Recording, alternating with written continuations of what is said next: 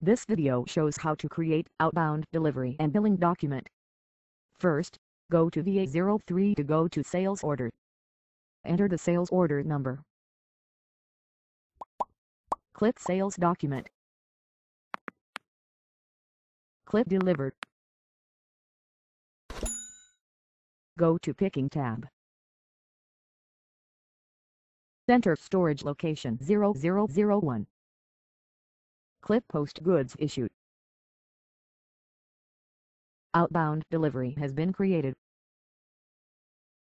Click to go back.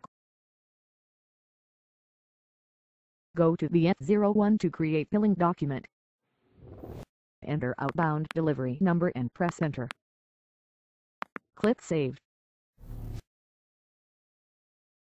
Again click. Click to go back. Type VA03 to check the document float. Enter the sales order number. Click Display Document Float. Click on Invoice Number.